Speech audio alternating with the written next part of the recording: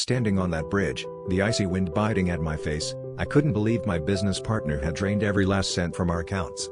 I felt shattered, betrayed, and on the brink of giving up. But as I gazed into the swirling waters below, something inside me snapped. I wasn't going to let his deceit define my future.